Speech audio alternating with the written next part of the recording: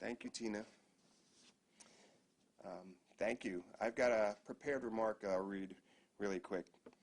Thank you, media partners, for taking the time to meet with me remotely. I know your teams are busy as well with what's happening locally and nationally. This morning, I was sworn in as Chief of Police, and I wanted to share a few thoughts before we open it up for discussions. First, I want to again acknowledge former PPB Chief Jamie Resch for her leadership and selfless act to step aside. She identified the need for PPB and the community to better connect so we can begin to move forward and meet the public safety needs and expectations of the community. Next, I would like to thank the community members who took time to attend the press conference and share their thoughts, and the many who have reached out to me to pledge support and feedback. I also would like to extend my gratitude and appreciation to all of the employees who work at the Portland Police Bureau, who demonstrate care and compassion every day. We know changes are coming, and we have an organization comprised of professionals who adapt and adjust to meet the changing needs of our community. The work we will need to do together is significant, but I believe we can identify solutions that will work for our community and the Police Bureau. We're open to change and transformation, but we want to make sure that the change is meaningful and brings the long-term results the community wants. I look forward to working with community members, elected officials, and our PPB team to identify what the future direction and strategies will be. Thank you. Now I have time for some questions. So I'm going to unmute the phone. So I'm going to go through and I'll repeat the questions so that we can try and get them on here. But I'm going to try and go through the different outlets, so there's some organization, and we'll try and get as many questions as we can in by noon. Is there someone from KGW on the line? Hi, yes, sir. This is Mila from KGW. Hi, Mila. Hi. So, Chief, I went through, is there any concrete plan right now for what you're going to do with the officers who are being redirected from the GVRT as well as transit police? Will they stay on the force? Will they just be reassigned?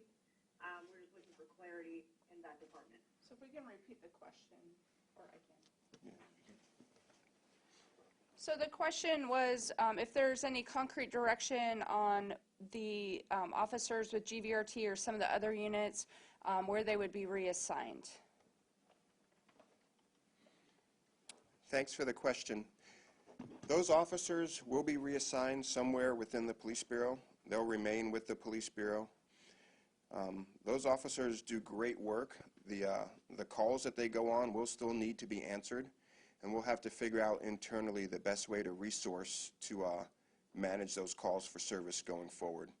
But to your question, we will bring them back to the Police Bureau, reassign them, and they'll be doing important work that needs to get done in the city. Okay. Is there someone from KPTV? Yes, Simon Gutierrez, I'm here. Hi, Simon. Hi. Chief, protesters have repeatedly tried to breach the fence surrounding the Justice Center in recent days. How do you intend to prevent a situation in which protesters could potentially occupy public buildings like we've seen in Capitol Hill in Seattle?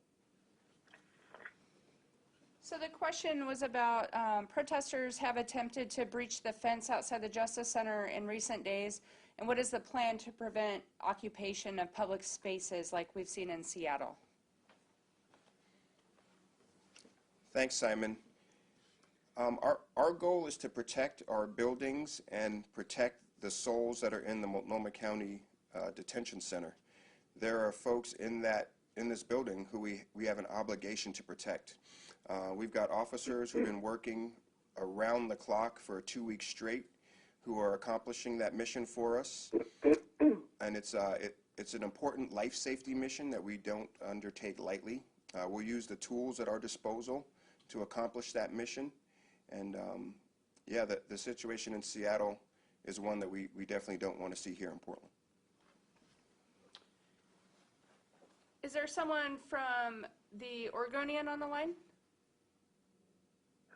Yes, this is Maxine Bernstein from Oregonian. Appreciate the time.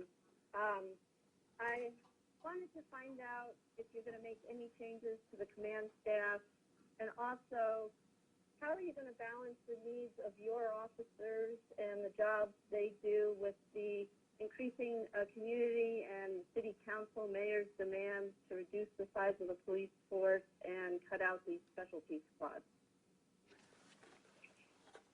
So it was kind of a two-part question. First was what changes with command you have planned, but also how to balance the internal members with the needs, I think, or direction that might be coming with City Council. Thanks for that question, Maxine. You know, for me, I'm looking at my team and evaluating kind of, you know, what I need going forward. I have a great team right now. I'm very happy with the folks I have in place to support me. There are some things that I'm looking at to realign, and the Equity Office is one of them. I think that's some of the most important work we do in the Police Bureau, and it has to be aligned as such to reflect that in the organizational structure.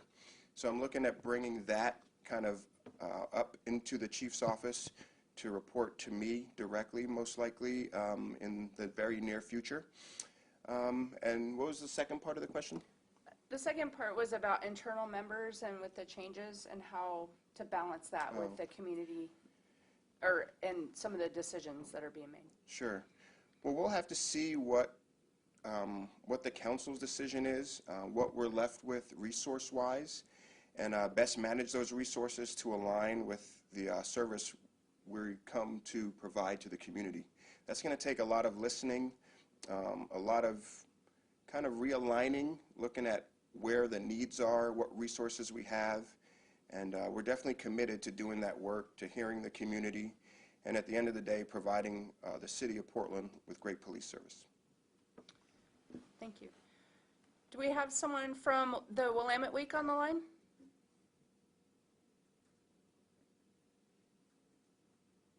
Okay.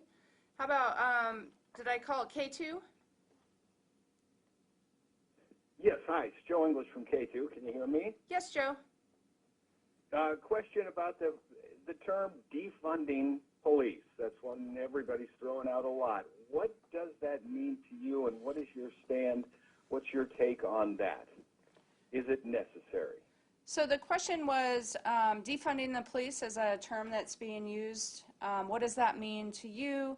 And I missed the last part, Joe. And where do you stand on that? And where do you stand on that concept? Thank you, Joe. I don't think any police chief wants the police defunded. The citizens of Portland, citizens of cities and towns and counties throughout the country need police services. There are things that happen that need to get responded to and investigated. Crime doesn't stop because of a pandemic or because of mass protests. At the end of the day, people need good police service. And I think that's what the real call is for, police service that's just and meets the needs and expectations of the community. So I don't think defunding per se is the answer. We need to kind of right fund, right size, right align, right incentivize, and get people the police service that they want, that makes sense for them, and is in the best interest of the community. Do I have someone from the Portland Tribune? Hi, Chief. Thanks very much for the time. Nick Budnick here. I imagine you've been watching with the rest of the community the crowd control tactics and debate about that.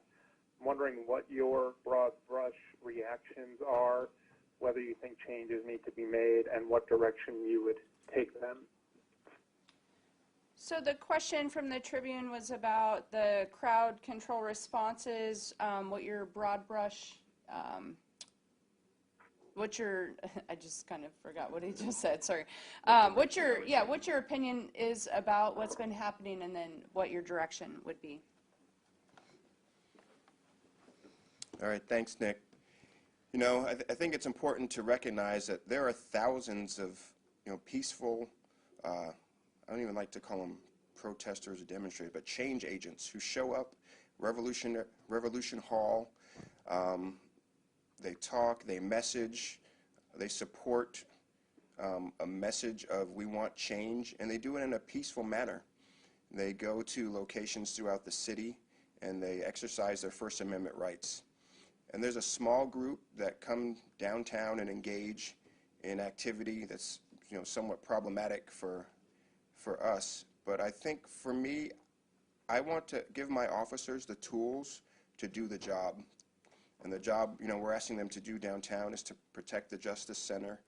We really try to communicate to folks our intentions, the information they need to be safe when they're out there, and the ones who don't comply or are resistant to doing things, we tell them, we give them warnings, we tell them, hey, this is an unlawful assembly, or we try to give them every opportunity to keep themselves safe. But I want to give my officers tools that keep them from being in a situation where they have, potentially physical confrontations with people.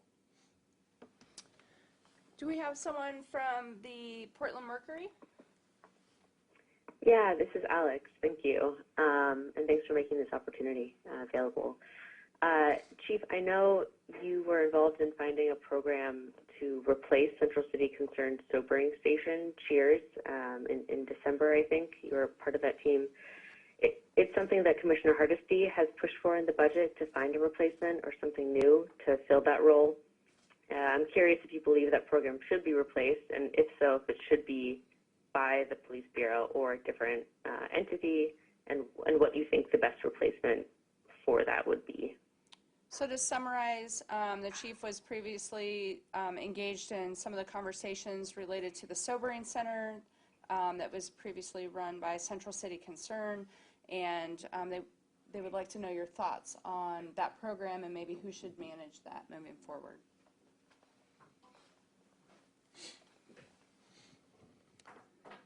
Thanks, Alex. That was a loss when we lost the sobering center. That was a place where we could take people who were in need of sobering services, who were maybe out on the street in a position where they couldn't care for themselves, and a safe place for them was needed. I think there's a lot of roles that the police don't necessarily have to perform. I think we really need good community partners who step into roles that are maybe better suited for them. That program was under the Police Bureau's budget, but it was actually executed by Central City Concern as the provider.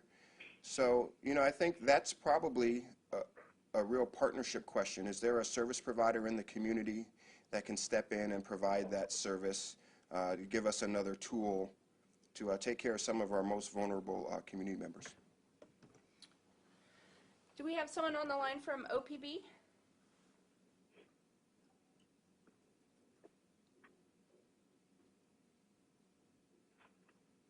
Sometimes it takes a minute to unmute, so. So I'm sure I missed an outlet. Is there anybody on the line who I haven't called yet? Yes, Lisa from Coin. Hi, Lisa. Hi, Tina. Okay to ask your question? Yeah, please do. First, Chief, congratulations. Thank you, Lisa. Unfortunately, not in person, but so be it. Yes.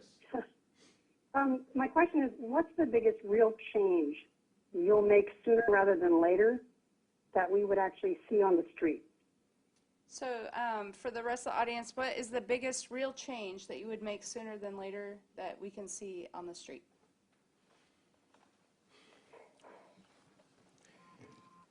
Wow, that's a good question, Lisa. I have some ideas and thoughts of things that I would like to see be different, but I think right now we're really at a place where we need to hear from community.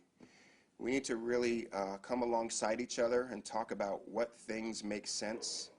But in a very general sense, I'll tell you that I believe that, community policing, which really started here in Portland, it's time for it to come back in a way where people in the communities know their police officer, where an officer has accountability to a community because they have to show up every day there and provide service and the community members and business owners in the eye and work together to solve, the problems in that community. So I'm really looking for ways to figure out what makes sense in realigning our police services to communities, to neighborhoods, to districts, and put us in a position where we can partner with the community to kind of address some of the neighborhood and livability issues. Unfortunately, that's not going to happen soon. It's going to take a lot of discussion, a lot of kind of structural examination and things of that nature. But I think that relationship piece, that trust that gets built when officers and community members are connected to each other, and there's an alignment there, is kind of where we need to get back to. Okay. And just a reminder, if you're on the conference line, if you could please mute. We're getting some background noise. I appreciate it. Was there another outlet that I missed that's on the line?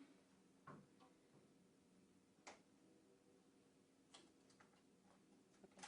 We have a few more minutes. Are you able to take a couple more questions, Chief? Sure. Okay.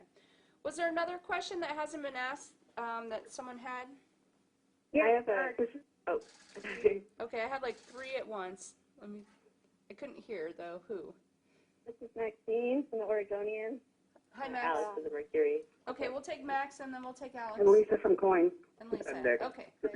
Chief, can you tell us a little bit about your background? I know from New York, but your education and really what got you into policing. Okay, Maxine from the Oregonian was curious about, your background, where you're from, and what brought you into policing. And someone's still getting background noise. Please mute if you can. It's hard to hear. Thank you. Well, this could be a really long answer, but I'm going to try to keep it brief. I'm originally from Brooklyn, New York. I lived in Brooklyn until I was about 7 years old. Then we moved upstate, about 2 hours north of the city. You know what really got me into policing was just service. My parents really instilled a sense of service in me at a young age. Probably the most informative relationship building thing that happened to me when I was a kid was I was the neighborhood paper boy. And I remember I'd have to go around, and I was probably 12 years old, and I'd have to go around to everyone's house and collect money for the newspaper every month. And I realized, going around doing that, I had 60 or 70 distinct relationships with the people on my street in my community. And it was, it varied from the person who cracked the door an inch and slid a check out to the person who's like, hey, come on in, we're sitting down for dinner, there's a plate for you at our table. And I remember at that young age interacting with my neighbors and my friends and the people in my community. And that really kind of, I knew in my heart was kind of the relationships I wanted to have with people. And there are times where I'd be delivering the paper, come home, then grab my shovel and shovel, the elderly neighbor's driveway so they could get out if they had to in the morning. And, I had keys to the neighbor's house because when they'd go on vacation, I would, water their plants, collect their mail and things of that nature. And that sense of community stuck with me throughout my life. I joined the Air Force at 19, put on a uniform and decided I was going to serve my country. Did that for 4 years, active duty, 2 years in the reserves. And then I worked for the U.S. government doing some foreign military sales stuff after the Air Force. And then I finished my criminal justice degree, and I'd always wanted to come back to policing. And I had the opportunity when I was 28 to move to Portland. And I applied with the Portland Police Bureau and put on a uniform again and started serving the citizens of Portland. But to me, probably going back to 12 years old, I've always been in service to people, community members, strangers. And it was just, I think, what I was designed to do, what I was kind of called to do. Okay, I think we had Alex next. Yeah, thank you. Chief, yesterday the chief of police in Minneapolis announced that the city would be pausing their contract negotiations with its police union to kind of reconsider the entire contract and what the community wants to see in it. I know you can't really speak about specifics in the negotiations that are kind of on pause right now in Portland, but I'm curious if you have any overarching goals or aspirations that you'd like to see in a new contract going forward with the PPA. So the question boiled down was whether or not you have any goals or aspirations with the contract with the PPA. You know, things have kind of been put on hold, but I guess bigger picture. Yeah, I'll be honest with you, that's not something that's on my radar right now. But I will say that I do know officers here want to serve the community. We've dedicated our lives to service. We raised our hands and said, hey, we're going to serve the community. And it wasn't to say, you know, when times are good, when they love us, when they pay us a lot of money. It was just, we're going to serve the community. We're public servants. So, I mean, as far as the contract goes, I think those things will get settled in the process that those get settled in. But I want Portland police officers going forward to know that it's about service. We'll need a contract. Those things will get worked out when they work, you know, when they work themselves out. But, you know, going forward, it's really about, you know, providing good service to the citizens of Portland, the community members, and I think the contract stuff will kind of take care of itself in time. Okay. I think we have Lisa from Coin next. Yes, thanks. Chief, what's the mayor told you he wants? So the question was what the mayor's told you he wants. You know, I've had very brief discussions with the mayor due to a host of different issues, timing, some family issues that he unfortunately had to deal with. So we haven't really had time to have much in-depth conversation, but I do know he wants a Portland Police Bureau that is aligned with serving the public. He believes in the city, he believes in this police bureau, and he and I will have more time to have more in-depth discussions, but I know he wants a police bureau that's really has a heart for serving the community at the highest level. I think we have time for one final question. I believe we had Nick Budnick next in line. Yeah, thanks a lot. I'm curious, Chief, with your experience in the schools, what do you think is lost by reducing police there or pulling out SROs? What is your sense of what that relationship in your ideal world would look like? So the question was about, given your experience as an SRO, what the change with the SRO program, you know, looks like, and what, you know, what that loss is what I'm hearing, or what we might need to do differently.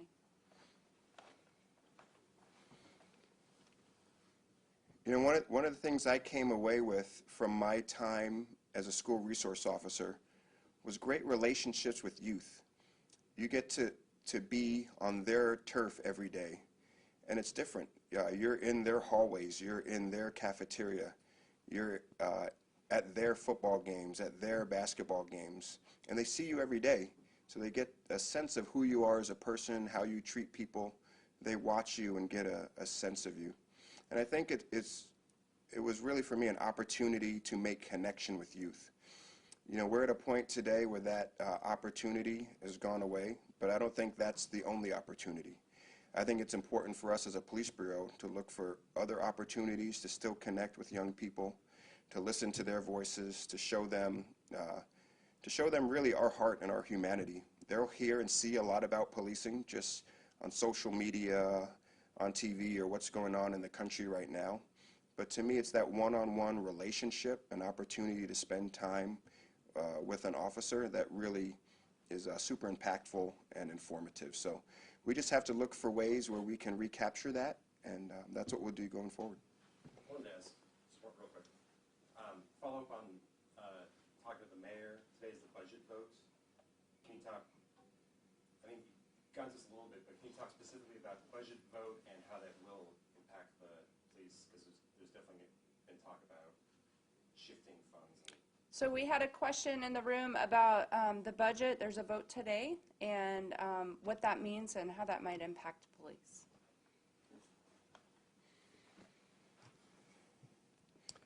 Yeah, today's budget vote will be impactful in some form. I think we're going to have to wait and see what the final decision is. I do know there are people who've been working very hard in the mayor's office and the city commissioner's offices. I've been on the phone with the city commissioners and the mayor's office just trying to really advocate for the police bureau. And the decision's going to be what the decision is. I think we'll have to look at it and see what position and what posture that puts us in going forward. And we'll have to look at how to best align our resources to still provide public safety services. Thank you, Chief. I just want to acknowledge, I know you got sworn in this morning. We wanted to provide media with an opportunity. I know it's a little unusual from what we normally have. We're still in a pandemic, so we wanted to be able to get the live stream and get some questions answered. We will certainly find opportunities in the coming weeks for, additional media opportunities, but I hope at least this helped today to get some of those basic answers on for you to get a chance to meet the chief. Yeah, I just kind of have a quick closing. Yes, so the chief wants to provide a little closing. So thanks to the media members for being here today. I appreciate it. I wish we could have done it in person, but under the circumstances, I'm glad we still had this opportunity. I just want to let people know that we have some really great men and women that work at the Portland Police Bureau. I've spent the last 18 years working alongside of them. I've seen them leave their houses in the middle of the night, the warmth and safety and love of their families, to go out and investigate homicides and just horrible, tragic things that have happened to people. And I've seen them give their heart to this city for the people of the city. And I think sometimes we talk about units and budgets and positions, and what gets lost in the translation sometimes is that trickles down to real people. So I just wanted to leave that with you today and let you know the Portland Police Bureau has people that love this community, care about this community, and are going to press forward and serve this community. Thank you.